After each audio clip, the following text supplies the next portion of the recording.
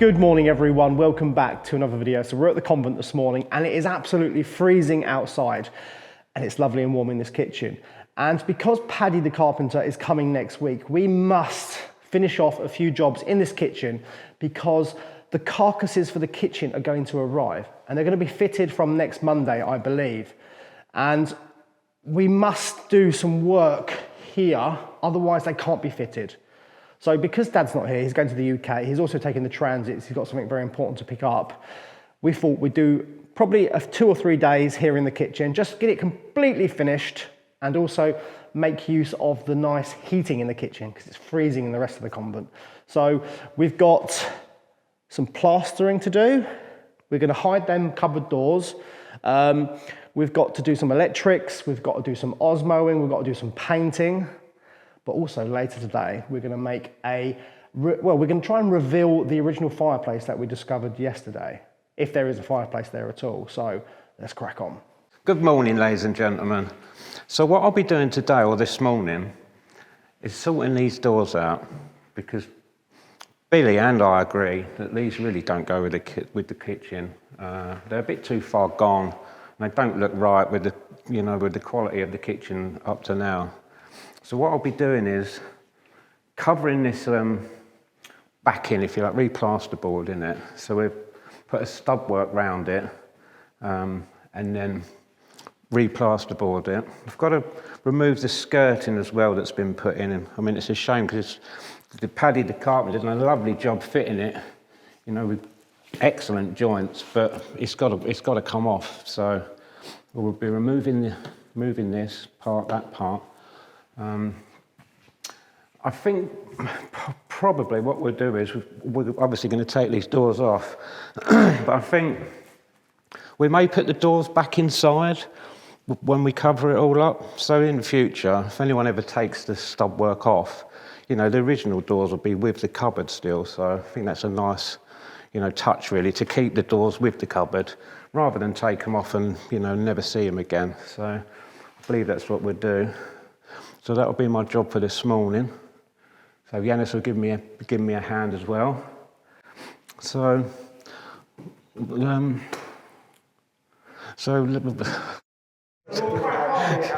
I can never say that as well. Come on then. Yeah, so let's crack on. So before Simon and Yanis covers up this cupboard, I must take out the EcoFlow system. This is a great system. It's backup power. In case of we have a blackout, this takes over, powers the kitchen, but it's not really required. We've got it in the office as well, and up there it's really important because it means we can continue working if there is no power. But how often is there no power? Not very often at all, really. So, I mean, these batteries are pretty cool. They work really well. You don't have to have it set up like this. You could literally just have the battery charged somewhere, and if the power goes out, you can plug your devices into it, or the fridge or anything like that. So, it's not really that important to have this set up. So we're not really losing anything. So let me try and remove it all. Duncan is coming in, I think, later in the week to remove the box. And yeah, we're still gonna have, the internet's gonna be now on the outside of the wall. That's the RJ45, that's gonna be on that side. I've actually got an outlet for that somewhere. And yeah, that's all going, and it'll just look nicer. It's really hard to sort of envision it, but it doesn't match the rest of the room. We've gone for such a high quality finish in this room that leaving something like this just takes away from it. But also, if we did have oak fronts made for it, which would look really nice, it would make it look like another door in the room, because we've got a door literally right next door, and it will look like 2 doors together. I think it wouldn't look right. So yeah, we're taking all this out. Let's get it all out. These are way an awful lot. You won't better carry that, Yanis. It's got wheels anyway. There we go. Yeah, get the other one, yeah. Heavy. He's got it. Good man. You're strong, Yanis.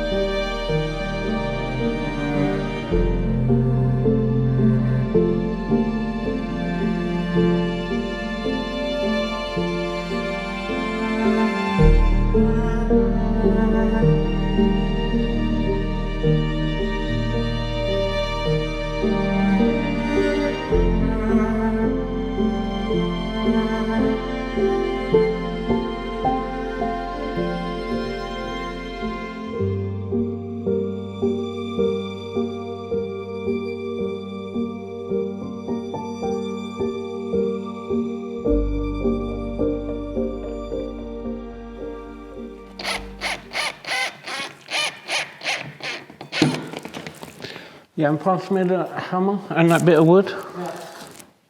And the little piece, the little petty. Yeah. What I'm going to try and do now is remove the plug that's in there. Now mind your hand. Yeah.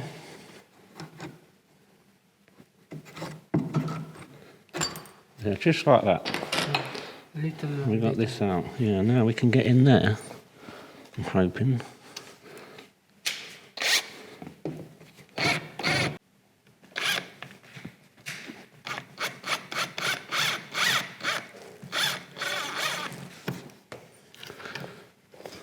Right, so what we're doing now is we're taking these side pieces off, these pieces here, because this is behind them, and I believe these have just been stuck on, so I'm going to try and get them off. Hopefully it doesn't damage this edge here, but we're soon going to find out.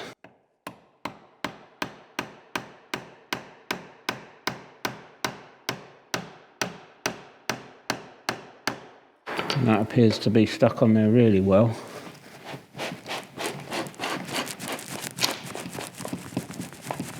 Extremely well.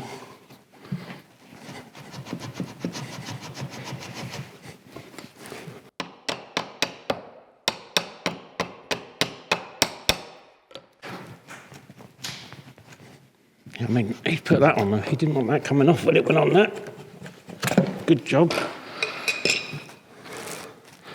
So he's glued down the joint as well, which might damage that piece. Has he put any dowels in that? Oh, there's one there. Okay, let's try this side.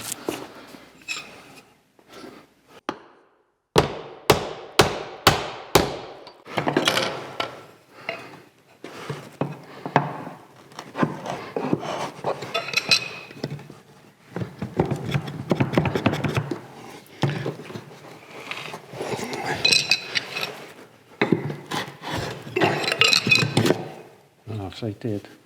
Little pins in before it went in. Has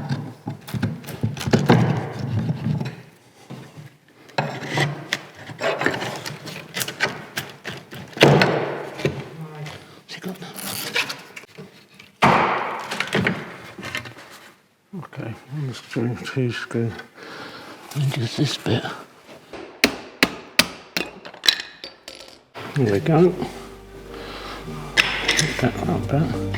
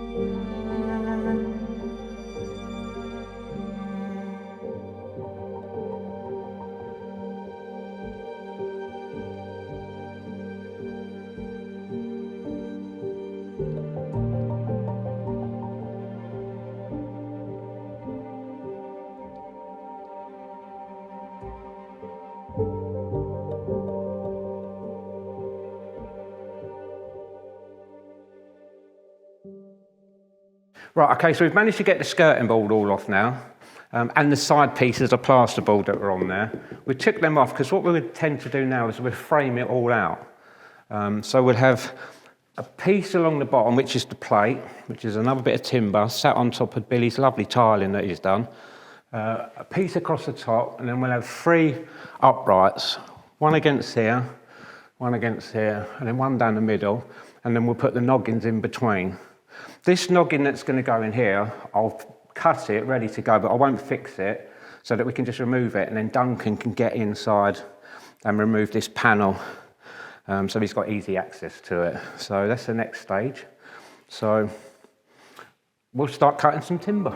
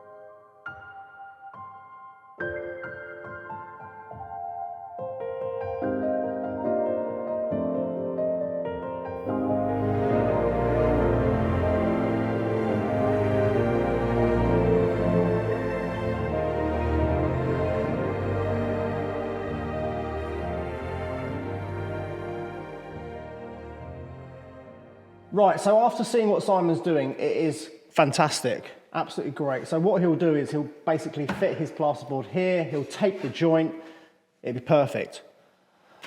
But I'm a bit OCD, and now this kitchen's almost finished, the amount of money we've spent on the room and the amount of materials we've still got left over, there's no point rushing it. I want to take out this arch quickly that we put in originally to try and match the top of the curve of the wardrobe. And because above here, there's just a square piece of timber. And I think it'd be easy if we fixed to that. Simon's currently stood there staring at me, thinking I'm mental, which I am. I agree with him. But let's just do it. Let's just do it, you know, the least easiest way, if that makes sense. Doesn't make sense, does it? So I'm actually undoing Simon's work now. He's gonna have the ump with me.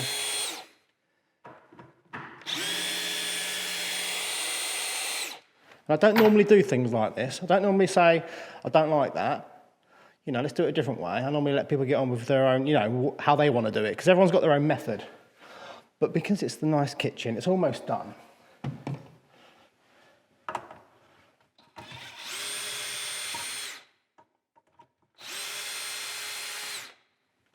I'm sure Simon agrees with me somehow, or some way, some little way.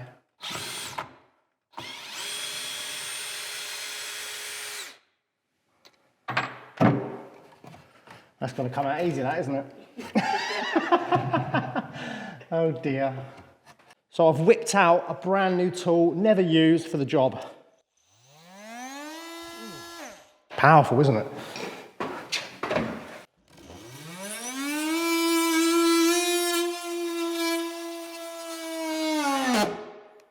Oh, it's stuck. That's because it's so tight in there. It's pinching out there. Cut another piece up next to it. So.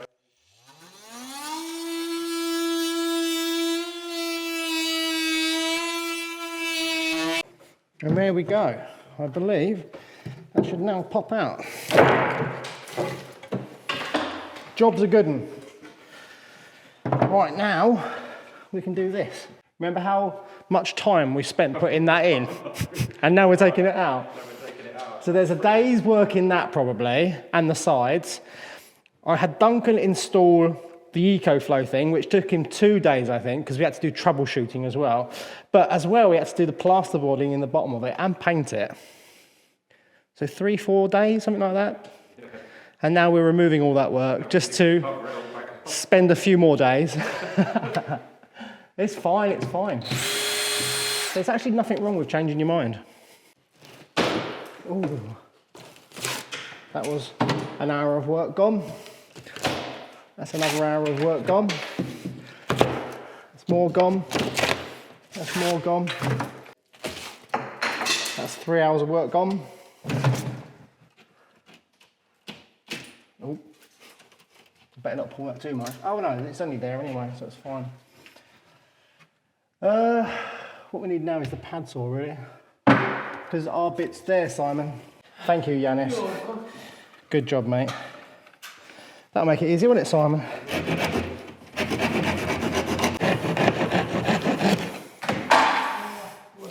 Okay, we've made an absolute mess, but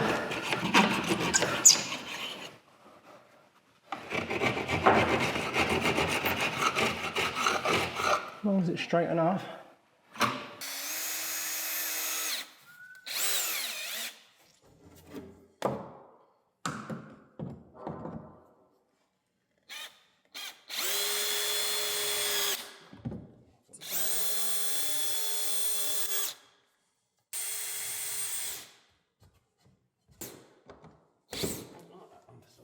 Okay, right, so we've got the 3 uprights in for the framework that's all been built so far. We're just measuring out for where the noggins go. And when you're doing something like this, if you know the size of your plasterboard, our plasterboard here is 120 mil, sort of in the shorter span, if you like. So I'll mark up 120 mil from the floor, and when the noggins go across, we'll set that in the centre. So then when our plasterboard fits in, our plasterboard will fit straight down there, and then the next one will fit on top. Rather than just putting this anywhere, if we measure this out, you know, in the correct position to start with, then the plasterboards will just fit straight on there, and we haven't got to cut them. Obviously cut them to length, but you know, that one will sit there, and then we'll mark another 120 up here, wherever 120 is from that one. And then that one will do the same. So when that one's up there, the plasterboard will fit perfectly in the middle. It just saves time, you know, it's just something to work out as you're going, just to make life easier for yourself. So I'll get Yanis now to cut me some noggins, and we'll start fitting them in. We'll leave probably that one out, so that, I've forgotten his name. Duncan. That's it, Duncan. So that Duncan can get in there and take that all out with plenty of access room. And then we'll plasterboard it, you know, after he's taken that out. I can't plasterboard it quite at the moment because, as you know, Mick's gone to the UK and he's got the truck. So we're going to need a truck to pick some more plasterboard up. So that will probably be, you know, Monday, I would imagine, somewhere around that time. So we shall crack on. So Yanis, give you a measurement. Your first one. 68.5. Okay.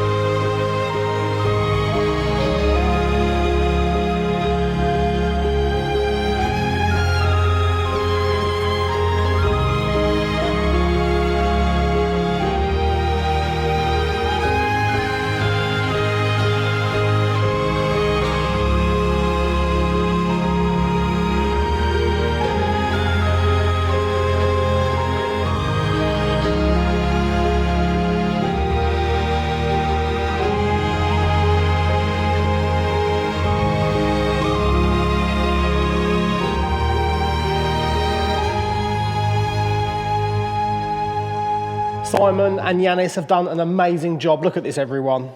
It's fantastic. So Duncan's got to come in. He's going to uninstall the smart home panel. The breaker box, that's going to be a junction box. And then the internet, the RJ45, is going to be an exterior one. I've actually got one identical to these plugs that plugs in to Ethernet. So that's going to be really good. And then I'm going to have like a dresser.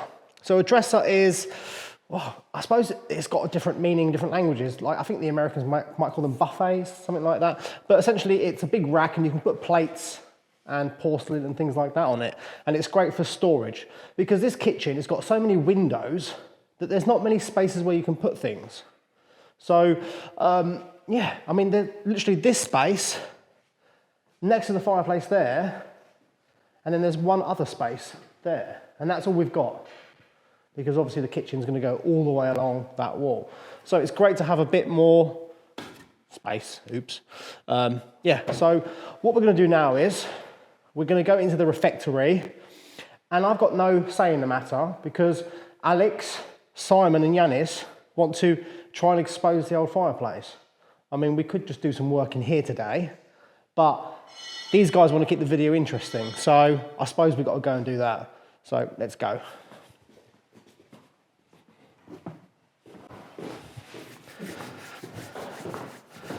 What mess are you going to make? Right. Are you really going to take that panelling down? Yeah. Nice and carefully, because I want to reuse it somewhere else. Yeah, as careful as we can. I've started to take the screws out from the bottom, but they're just all snapping where they're rusted in there. Yeah. So they're just snapping. This panelling's actually come from somewhere else in the building because the base has been raised. Well, in fact, the whole panelling has been raised and they've put some sort of skirting board along. And yeah, it's an unusual layout. This is in really good condition, this side, but unfortunately that wall, it's all bowed, it's rotten, it's got woodworm. So we're going to try and save as much as we can. Like I said, we'll use it somewhere else. So as long as we can save it, that is. Yeah, I mean, we'll do our best to. Because obviously this is going to be part of the library now, and I've got the whole library, which I bought in the other room, stored away for now. So we're not using this panelling for the library. He's got the crowbar. Oh no, don't break it. You've scratched it, Simon.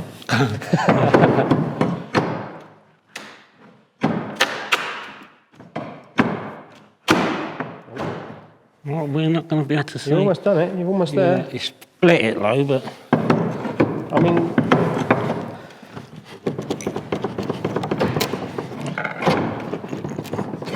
You're going to need to get further down. I mean, them screws are out there. it's just coming off, look. Yeah, I think it is bouncing. I think it's stuck at the top. Yeah.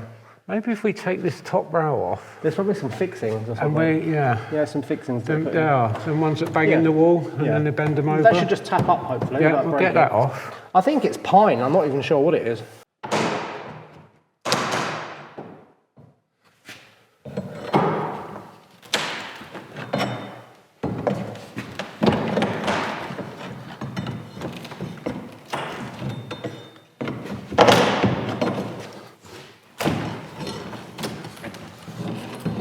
We've got a cable on there.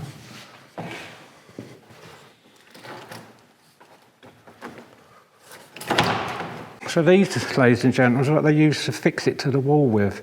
If you notice, there's a little hole in there. This didn't have a nail in it. So that went in the wall, like so. Like so. Whack that in the wall, and then they put a little pin through that went through that into the top of the panelling to stop it coming off the wall. So that obviously that nail's rusted away years ago, so and it fell out the wall. So I imagine we're going to find these all the way along here. As I've taken that one out, you can already see it starting to move. So we'll carry on removing the rest of this top sort of rail, and then we should find some more of these, take them out, and hopefully it'll just lift off the wall. So we'll soon find out.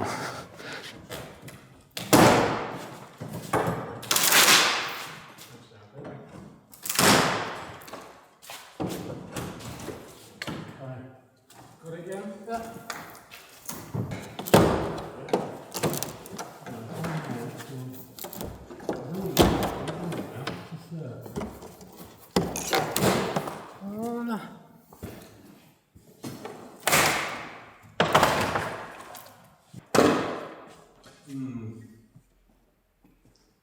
So the panelling is now loose. Simon and Yannis done a fantastic job. They haven't damaged any of it, but now it's loose, we can actually see behind it. And after having a little bit of a look, there's nothing there. It's just a completely flat wall. And when I was upstairs looking down the shaft, I think it only stopped at the floor above. And I think it was an architect's design to include a fireplace, possibly at some point here, but because they had a different design in mind for the roof, they didn't go along with it. So I think, a bit like what we're doing in the kitchen, someone in the past has changed their mind. So there probably was meant to be a fireplace here at one point, but they never actually built the chimney breast, or the actual chimney going out of the roof or anything like that. So yeah, someone's changed their mind, like I did earlier. So we're going to leave that now. We're going to go back in the kitchen and do some more work. So let's crack on.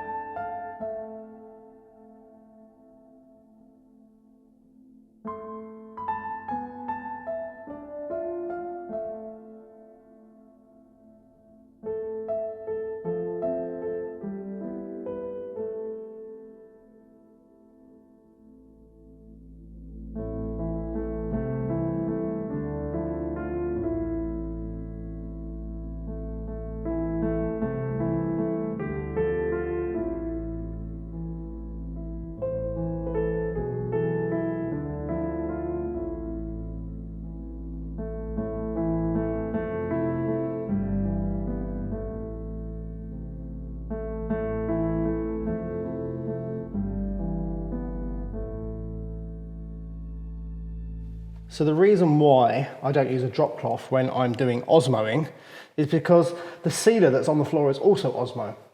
And it's basically the same product, just a slightly different consistency, probably has a few different ingredients for the floor as well to make it a bit more waterproof. But this is wax and oil anyway. And out of all the osmoing I've done in this kitchen, without using a drop cloth, I haven't spilled a single bit. Look at the floor, it's immaculate. It is clean, there's not a single bit of spillage or anything. So, I mean, the trick is, when you apply your product to the brush, is to try and get any excess off within the inside of the lip. And I noticed that you don't really spill anything doing that. My granddad, Dad's dad, he was a painter, decorator. So, yeah, it must be in our blood not to spill anything.